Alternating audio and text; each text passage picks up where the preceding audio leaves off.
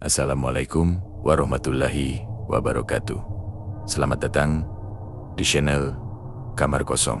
Menyajikan cerita horor yang bisa dirasakan sampai membuat bulu kuduk berdiri. Selamat menikmati. Jangan lupa bantu subscribe, like, dan juga komen. Lampu sorot pelabuhan Muara Baru berpijar kekuningan, memantul di atas permukaan air laut yang berminyak. Aris berdiri terpaku di depan sebuah kapal motor kayu yang tampak jompo. Namanya Bintang Samudra 07. Di atas kertas, ini adalah kapal pencari kumi-kumi yang menjanjikan upah besar. Namun bagi Aris, kapal ini terlihat seperti peti mati raksasa yang mengapung. Aroma solar yang tajam bercampur dengan bau amis busuk menusuk hidungnya, menciptakan rasa mual yang tertahan di tenggorokan. Aris melangkah menaiki papan kayu sempit yang menghubungkan dermaga dengan dek kapal. Setiap langkahnya disambut derit kayu yang memilukan. Di atas dek, beberapa pria dengan wajah kasar sedang sibuk memperbaiki jaring. Mereka tidak menoleh, tidak menyapa, seolah-olah Aris hanyalah bayangan yang tidak penting. Pandangan mereka kosong, fokus pada sener-sener pancing yang kusut, sementara rokok kretek tak henti-hentinya mengepul dari bibir mereka yang pecah-pecah. "Kamu anak baru dari Jawa?" Sebuah suara berat menggelegar dari arah anjungan. Aris mendongak. Di sana berdiri Kapten Mulyo. Pria itu memiliki perawakan besar, dengan perut buncit yang dibalut kaos singlet dekil. Matanya merah, mungkin karena kurang tidur atau terlalu banyak menenggak alkohol murah. Kapten itu memegang sebotol air mineral yang isinya berwarna kecoklatan. Ia menatap Aris dari ujung kaki hingga ujung kepala dengan tatapan meremehkan. Aris hanya mengangguk pelan sambil mengeratkan pegangan pada tas ranselnya yang kumal. "Kerja di sini tidak butuh ijazah. Kamu hanya butuh nyali dan telinga yang tuli. Kalau saya suruh tarik jaring, kamu tarik. Kalau saya suruh diam, kamu jangan bernapas," ujar Kapten Mulyo tanpa senyum. Ia kemudian menunjuk ke arah lubang palka yang gelap di bagian tengah kapal. "Itu mes tempat kamu tidur. Cari lapak yang kosong. Kita berangkat 1 jam lagi sebelum air pasang." Aris menuruni tangga menuju ruang bawah kapal. Udara di dalam sana sangat tipis. Bau keringat manusia yang bercampur dengan aroma apek bantal yang tidak pernah dicuci menyergapnya. Ada 10 dipan kayu bertingkat yang disusun berhimpitan. Di pojok ruangan, seorang pria tua bernama Pak Tua terlihat sedang mengasah pisau kecil dengan batu asahan. Bunyi gesekan besi dan batu itu menciptakan irama yang mengerikan di tengah kesunyian ruangan. Pak Tua itu mendongak sejenak, menatap Aris dengan mata yang hanya tersisa satu. Satu matanya yang lain tertutup jaringan parut yang mengerikan. "Jangan pernah menyentuh gembok di ruang pendingin belakang, nak," bisik Pak Tua dengan suara serak. "Apapun suara yang kamu dengar dari dalam sana saat malam tiba, anggap saja itu suara mesin yang rusak." Aris menelan ludah. Ia ingin bertanya lebih lanjut, namun mesin kapal tiba-tiba menderu keras. Getaran hebat merambat dari lantai kayu hingga ke telapak kakinya. Kapal mulai bergerak perlahan meninggalkan dermaga, menjauh dari lampu-lampu kota yang mulai mengecil di kejauhan. Aris naik kembali ke dek untuk melihat daratan terakhir kalinya. Di bawah cahaya bulan yang tertutup awan mendung, Aris melihat Kapten Mulyo sedang menuangkan cairan merah ke atas jaring-jaring besar di bagian belakang kapal. Itu bukan solar, bukan pula cat. Warnanya terlalu pekat untuk disebut cairan pembersih. Saat kapal semakin jauh ke tengah samudra, Aris menyadari bahwa tidak ada jalan untuk kembali. Ia kini terperangkap dalam penjara kayu yang bergerak menuju kegelapan yang tak berujung. Harapannya untuk membiayai pengobatan ibunya kini dibayangi oleh ketakutan yang nyata. Sesuatu yang lapar sedang menunggu mereka di tengah laut sana. 3 hari telah berlalu sejak Bintang Samudra 07 meninggalkan pelabuhan. Kini, sejauh mata memandang, hanya ada hamparan air hitam yang menyatu dengan langit malam. Kapal ini telah sampai di koordinat yang diinginkan Kapten Mulyo. Ritual kerja dimulai tepat saat matahari tenggelam sepenuhnya. Aris baru menyadari bahwa kehidupan di atas kapal cumi adalah dunia yang terbalik. Siang digunakan untuk pingsan karena kelelahan, sementara malam adalah waktu untuk bertaruh nyawa. Nyalakan lampu, perintah Kapten Mulyo dari atas anjungan. Seketika, puluhan lampu halogen raksasa yang berjajar di sisi kapal menyala bersamaan. Cahayanya bukan putih terang, melainkan hijau neon yang sangat pekat. Sinar itu menembus permukaan air, menciptakan lingkaran cahaya raksasa di tengah kegelapan samudera. Aris terkesima melihat bagaimana ribuan kumi-kumi mulai naik ke permukaan, tertarik oleh daya pikat cahaya buatan tersebut. Namun, keindahan itu hanya bertahan sekejap sebelum rasa tidak nyaman kembali menyerangnya. Aris ditugaskan di bagian penarikan mesin katrol. Tugasnya sederhana, namun menguras tenaga, memastikan jaring tergulung sempurna dan memindahkan hasil tangkapan ke dalam keranjang. Namun, ia menyadari ada sesuatu yang salah dengan kawan-kawannya. Mamat, yang biasanya banyak bicara, kini bekerja seperti robot. Matanya terus menatap ke arah bayangan gelap di luar jangkauan cahaya lampu hijau. "Riz, jangan terlalu dekat dengan pagar kapal," bisik Mamat tanpa menoleh. Suaranya terdengar seperti orang yang sedang menahan tangis. Aris mengernyitkan dahi. Ia melihat ke arah air. Di antara ribuan kumi-kumi yang menggeliat, ia melihat sesuatu yang berbeda. Ada benda-benda panjang berwarna putih pucat yang bergerak pelan di bawah lambung kapal. Bentuknya menyerupai lengan manusia, namun tanpa sendi dan berukuran 3 kali lebih panjang. Benda itu menyentuh dinding kapal, mengeluarkan suara gesekan yang halus, namun sanggup membuat bulu kuduk berdiri. Tiba-tiba, suara dentuman keras terdengar dari arah ruang pendingin yang digembok jimat. Aris tersentak. Suara itu bukan seperti barang jatuh, melainkan seperti sesuatu yang besar sedang menendang pintu besi dari dalam. Semua ABK berhenti bekerja secara serentak. Pak tua yang sedang menyortir ikan segera menjatuhkan keranjangnya dan bersujud di atas dek sambil merapalkan doa yang tidak dipahami. Aris, Kapten Mulyo, turun dari anjungan dengan wajah gusar. Ia membawa sebuah ember plastik berisi potongan daging mentah yang sudah membusuk. Tanpa ragu, ia mendekati pintu ruang pendingin itu. Aris melihat kapten membisikkan sesuatu ke arah lubang kunci, lalu menuangkan darah dari ember tersebut ke celah bawah pintu. Seketika, suara hantaman itu berhenti, berganti dengan suara hisapan yang mengerikan.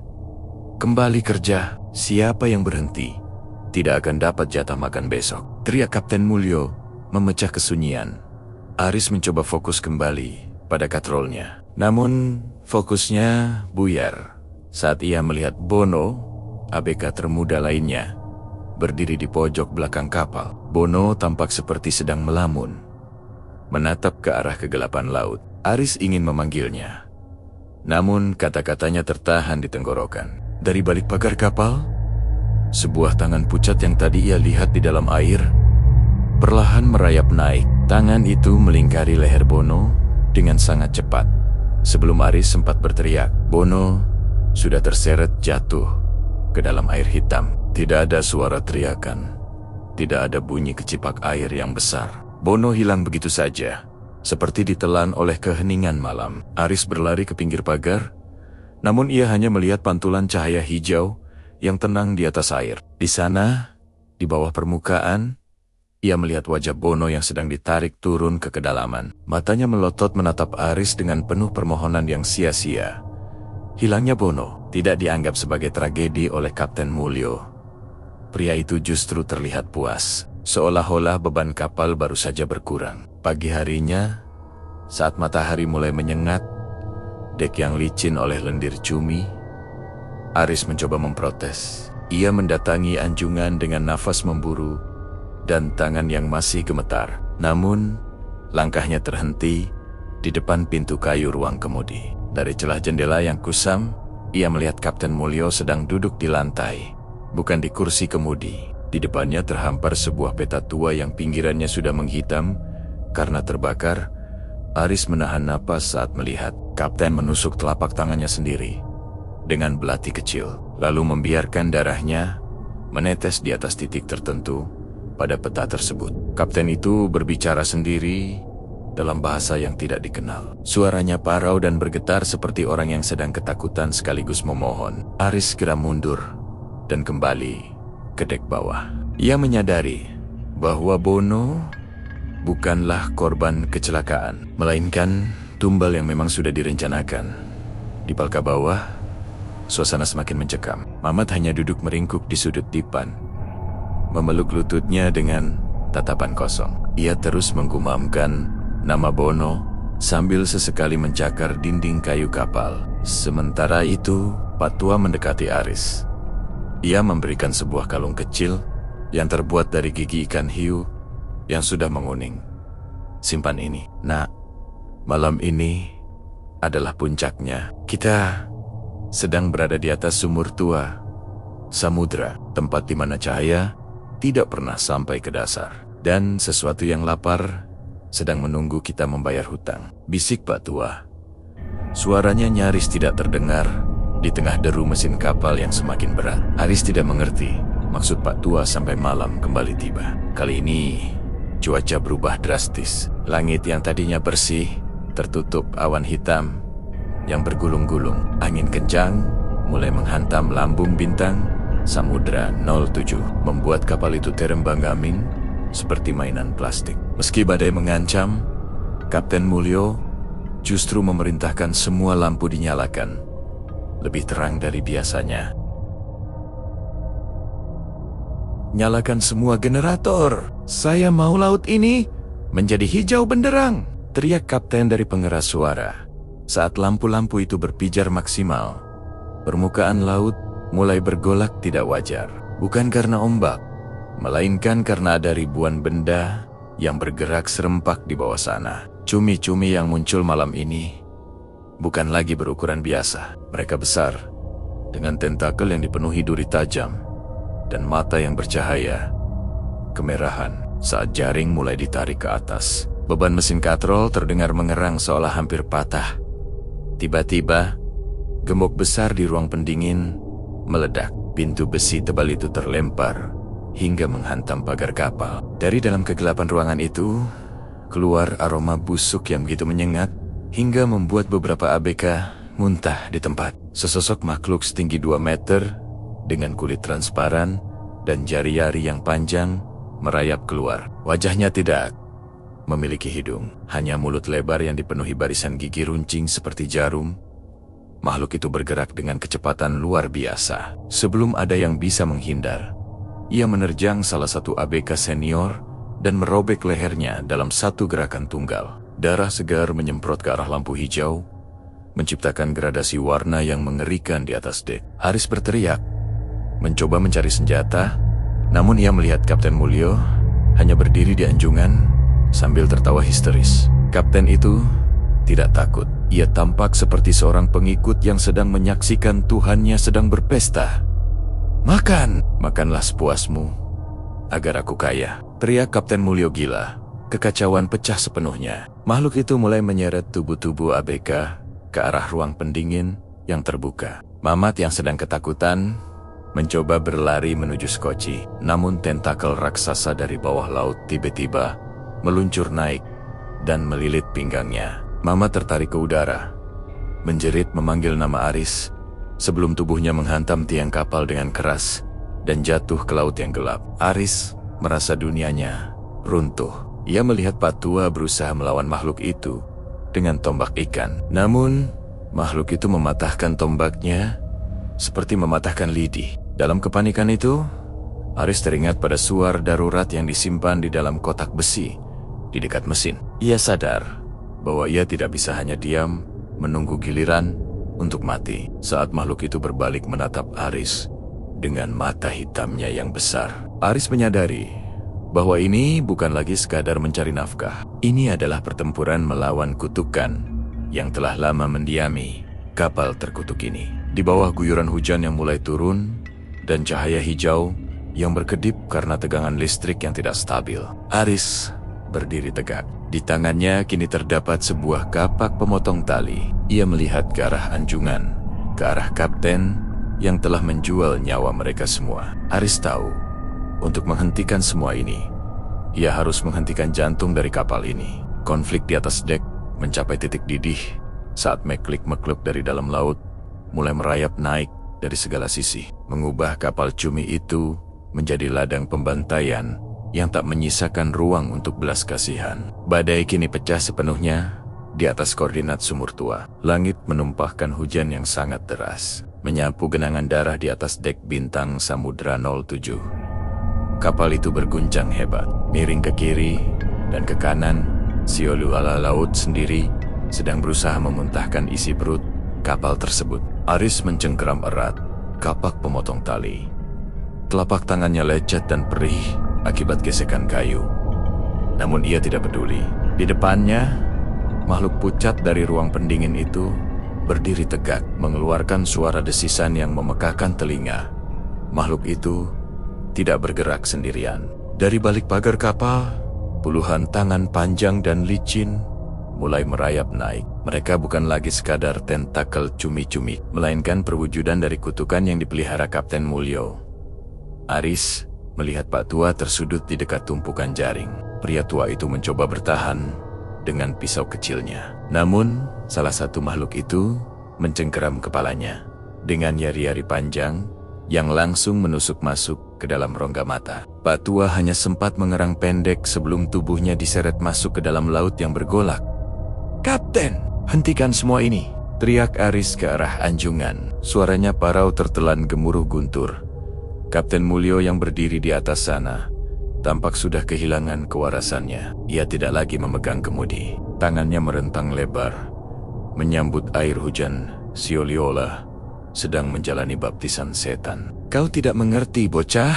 Laut tidak memberi tanpa meminta. Mereka sudah menunggu selama 10 tahun untuk persembahan sebanyak ini," teriak sang kapten. Wajahnya yang bengkak kini terlihat mengerikan di bawah kilatan petir. Sadar bahwa tidak ada gunanya bernegosiasi dengan orang gila, Aris memutuskan untuk bertindak. Ia melihat kabel utama yang menghubungkan generator ke lampu-lampu halogen raksasa. Cahaya hijau itu adalah pemanggilnya. Jika cahaya itu mati, mungkin molik-molik itu akan kehilangan panduannya. Aris berlari, melompati tumpukan keranjang ikan yang hancur, menghindari sabetan tentakel yang terus menyerang dari segala arah.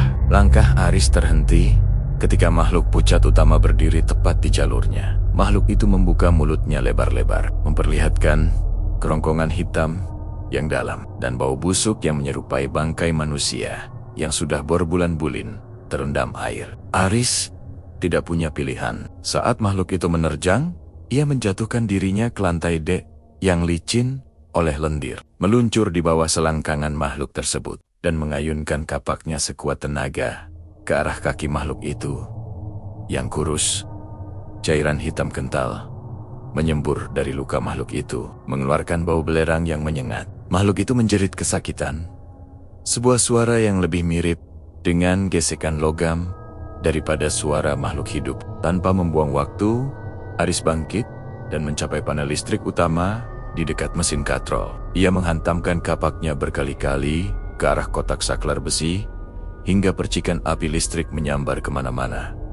Beraka, setengah dari lampu kapal padam seketika. Kegelapan mulai mengambil alih sebagian dek. Namun, hal itu justru membuat makhluk-makhluk itu semakin agresif. Mereka yang terbiasa hidup di kegelapan abadi merasa lebih kuat tanpa adanya cahaya buatan. Salah satu makhluk menarik kaki Aris, menyeretnya menuju lubang palka yang terbuka. Aris menendang-nendang sekuat tenaga. Jari-jarinya mencakar kayu deh hingga kukunya berdarah. Di saat kritis itu, ia melihat sebuah suar darurat flare gun yang terjatuh dari saku Pak Tua tadi. Dengan gerakan cepat, Aris meraih suar tersebut, mengarahkannya tepat ke wajah makhluk yang menyeretnya, dan menarik pelatuk. DHOO, bola api merah terang meluncur, menghantam wajah makhluk itu dan membakarnya seketika. Cahaya merah yang menyilaukan itu membuat molik-molik lain mundur ketakutan. Aris terengah-engah. Tubuhnya gemetar hebat. Namun, kengerian belum berakhir. Dari balik kegelapan di belakang kapal, muncul sesuatu yang jauh lebih besar. Sebuah kepala raksasa tanpa kulit dengan diameter setara lebar kapal muncul dari permukaan air. Mata makhluk itu sebesar ban truk, menatap dingin ke arah kapal. Itu adalah tuan dari segala makhluk di sini. Sang penguasa sumur tua, kapal bintang Samudra 07, mulai terangkat ke atas. Seolah-olah ada tangan raksasa yang mencoba mengangkatnya keluar dari air. Kapten Mulyo yang tadinya tertawa, kini mulai berteriak ketakutan saat melihat apa yang ia panggil ternyata terlalu besar untuk ia kendalikan. Makhluk raksasa itu melilitkan tentakelnya yang penuh duri ke seluruh badan kapal. Kayu-kayu jati kapal mulai retak dan pecah. Aris sadar jika ia tidak segera mematikan mesin utama dan membuang jangkar sebagai tanda berhenti, kapal ini akan diremukkan hingga menjadi serpihan di tengah samudera, di tengah jeritan kawan-kawannya yang tersisa dan deru badai yang mengamuk. Aris harus mendaki menuju anjungan. Ia harus merebut kendali kapal dari tangan kapten yang sudah gila. Sebelum mereka semua berakhir, di perut sang penguasa laut dalam, suara derak kayu yang patah terdengar seperti tulang yang diremukkan. Kapal bintang Samudra 07 miring dalam posisi berbahaya. Hampir 45 derajat. Aris merayap di atas dek yang licin. Kuku-kukunya memutih karena mencengkeram besi pagar kapal demi menahan tubuh agar tidak merosot ke mulut laut yang sedang menganga. Di atas sana, di ruang kemudi, Kapten Mulyo tampak terjepit di antara meja peta dan dinding. Pria itu tidak lagi tertawa. Wajahnya kini pucat pasi, menyadari bahwa kontrak darah yang ia bangga-banggakan ternyata tidak menjamin keselamatannya. Lepaskan jangkarnya. Kapten!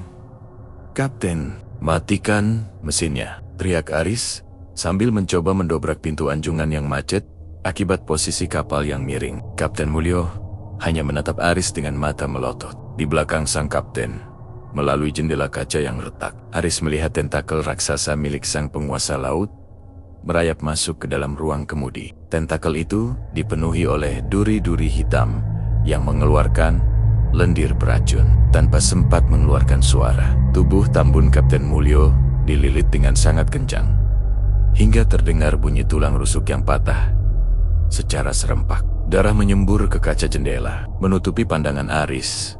Tubuh sang kapten ditarik keluar melalui jendela yang pecah, menghilang ke dalam kegelapan samudera yang bergolak.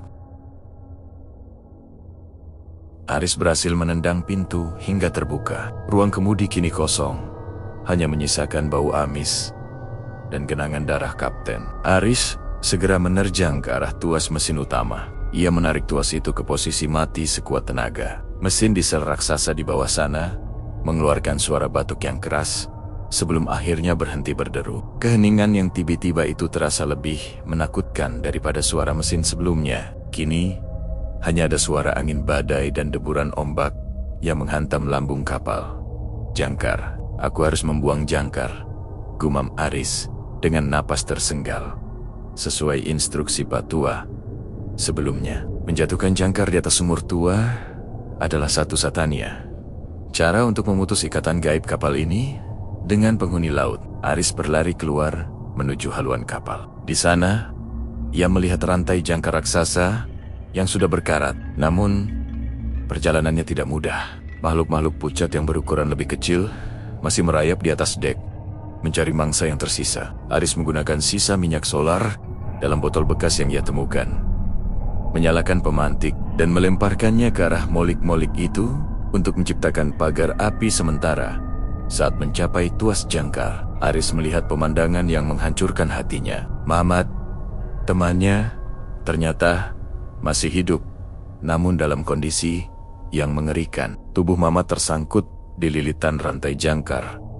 Kakinya sudah hancur dan matanya menatap Aris dengan sisa-sisa kesadaran. Mamat mencoba bicara, namun hanya darah yang keluar dari mulutnya. Maafkan aku, Mat, bisik Aris sambil menangis.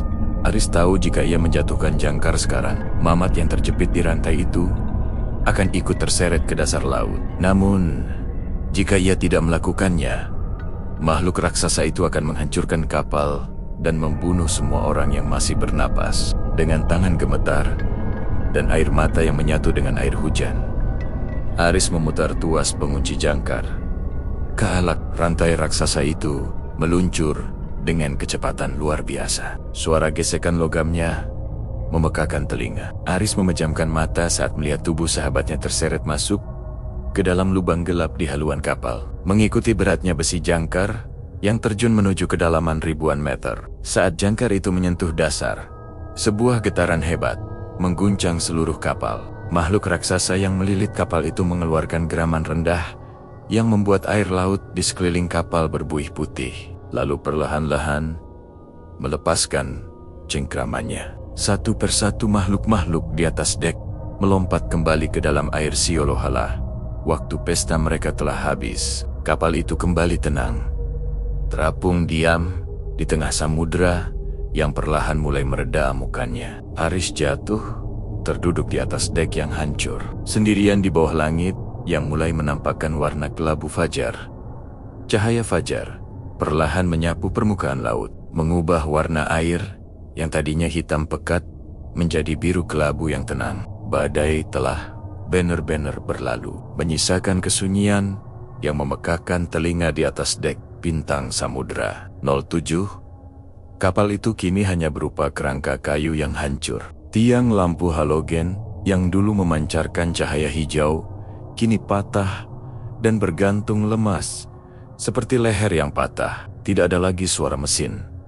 Tidak ada lagi teriakan manusia. Hanya suara air yang menampar lambung kapal dengan pelan. Aris masih terduduk di dekat tuas jangkar. Tangannya yang dipenuhi luka robek kini sudah mati rasa. Ia menatap lubang tempat rantai jangkar meluncur. Tempat terakhir ia melihat Mamat. Air matanya sudah kering, digantikan oleh tatapan kosong yang hanya bisa dimiliki oleh seseorang yang telah melihat neraka dengan mata kepalanya sendiri. Cindy. Dari 10 orang yang berangkat, hanya ia yang tersisa di atas kapal terkutuk itu. Saat matahari mulai naik lebih tinggi, Aris merangkak menuju ruang pendingin yang pintunya sudah terlepas. Ia berharap menemukan sisa air minum yang tidak terkontaminasi. Namun, di dalam sana, ia justru menemukan sesuatu yang membuatnya mual. Di dinding besi ruang pendingin itu, terdapat ratusan guratan kuku manusia yang membeku. Itu adalah jejak dari para ABK dari tahan-tahan sebelumnya yang dijadikan tumbal oleh Kapten Mulyo. Kapal ini bukan sekadar alat pencari ikan, melainkan sebuah altar persembahan yang terus bergerak mencari korban baru. Sekitar tengah hari, sebuah titik hitam muncul di cakrawala. Itu adalah kapal patroli polisi perairan yang sedang melakukan pencarian setelah menerima sinyal darurat otomatis dari suar yang ditembakkan Aris semalam. Saat kapal penyelamat itu mendekat, para petugas tertegun melihat kondisi. Bintang Samudera 07. Kapal itu tampak seperti telah diserang oleh monster raksasa. Bekas luka cakaran besar terlihat jelas di sisi lambung kapal yang terbuat dari kayu jati tebal. Aris ditemukan dalam kondisi trauma berat. Ia tidak melawan saat petugas mengangkatnya ke atas koci. Ia hanya memeluk tas ranselnya yang kumal. Di dalamnya terdapat kalung gigi hiu pemberian Pak Tua. Petugas medis mencoba mengajaknya bicara. Namun, Aris hanya diam membisu. Ia terus menatap ke arah laut, seolah takut sesuatu akan muncul lagi dari bawah sana untuk menyeretnya kembali. Pihak berwenang melakukan penyelidikan selama berbulan-bulan. Namun, hasil penyelidikan itu tidak pernah dipublikasikan secara lengkap. Mereka tidak menemukan isi tubuh Kapten Mulyo, Mamat, atau ABK lainnya. Secara resmi, mereka dinyatakan hilang di laut akibat kecelakaan cuaca buruk. Namun, Aris tahu kebenarannya. Ia tahu bahwa di bawah sana, di koordinat sumur tua, ada sebuah peradaban yang haus akan darah manusia. Dan Kapten Mulyo hanyalah salah satu dari sekian banyak orang yang menjalin kesepakatan dengan mereka. Aris akhirnya kembali ke desanya. Namun ia tidak pernah lagi menjadi pemuda yang sama. Ia tidak pernah bisa tidur dalam kegelapan total. Setiap malam, ia harus menyalakan lampu kamarnya dengan terang. Namun, ia juga tidak tahan melihat cahaya berwarna hijau. Setiap kali ia mendengar suara ombak atau mencium bau amis laut, tubuhnya akan bergetar hebat. Hutang ibunya memang akhirnya terlunasi dari asuransi kecelakaan. Namun, harga yang dibayar Aris terlalu mahal. Ia selamat secara fisik, namun jiwanya tetap tertinggal di atas bintang samudra 07, menjadi saksi abadi atas teror yang terjadi di tengah kegelapan samudra yang tak berujung.